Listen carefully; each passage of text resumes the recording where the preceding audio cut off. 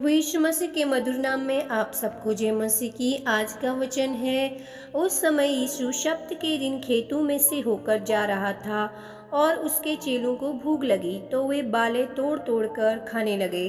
फारिसियों ने यह देखकर उससे कहा, देख तेरे चेले वह काम कर रहे हैं जो सब्त के दिन करना उचित नहीं। उसने उनसे कहा, क्या तुमने नहीं पढ़ा कि दाऊद ने जब वह और उसके साथी भूखे हुए तो क्या किया? वह कैसे परमेश्वर के घर में गया और भेंट और रोटियां खाई, जिन्हें खाना न तो उसे और न उसके साथियों को, पर केवल याजकों को ही उचित था। या क्या तुमने व्यवस्था में नहीं पढ़ा कि याजक सब्त के दिन मंदिर में सब्त के दिन की विधि को तोड़ने पर भी निर्दोष ठहरते हैं? पर मैं तुमसे कहता हूँ कि यहाँ वह है जो मंदिर से भी बड़ा है। यदि तुम इसका अर्थ जानते, मैं दया से प्रसन्न होता हूँ, बलिदान से नहीं, तो तुम निर्दोष को दोषी न ठहराते। मनुष्य का पुत्र तो सब्त के दिन का भी प्रभु है। हालेलुया। तो मेरे प्रियो, प्रभु आपको इस वचन में बहुत अच्छी आशीष दे। शास्त्री फारिसी लोग हमेशा प्रभु यीशु मसीह पर दोष लगाने के लिए, उन्हें पकड़वाने के लिए कुछ न कुछ मौका ढूंढते रहते थे।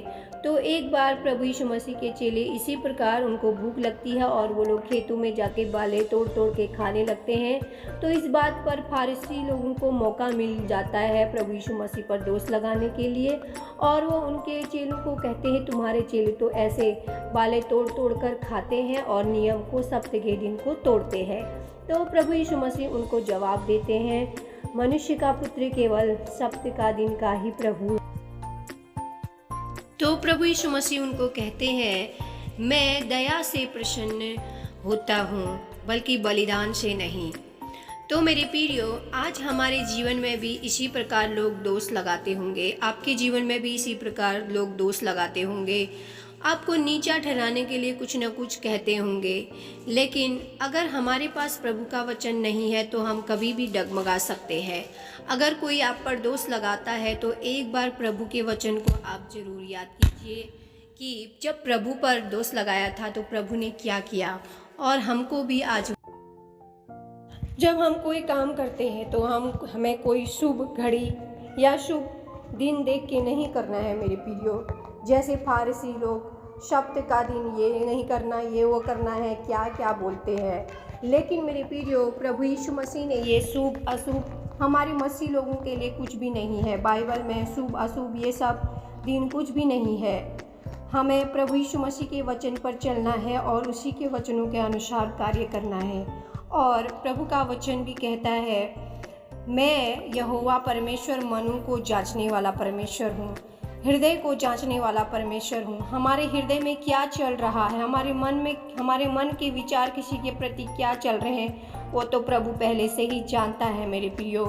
इसलिए प्रभु का वचन यहाँ पर कहता है कि पर मैं तुमसे कहता हूँ कि यहाँ वो है जो मंदिर से भी बड़ा है। और यदि तुम इसका अर्थ जानते, मैं दया से प्रसन्न होता हूँ।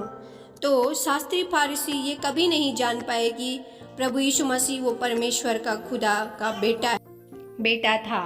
तो मेरे प्रियो, जिस प्रकार प्रभु यीशु मसीह पर शास्त्री फारिसी हमेशा दिन रात दोष लगाए रहते थे, प्रभु यीशु मसीह को पकड़वाने की हमेशा ताक में लगे रहते थे, लेकिन शास्त्री फारिसी का उन पर दोष लगाना भी एक परमेश्वर का योजना ही था।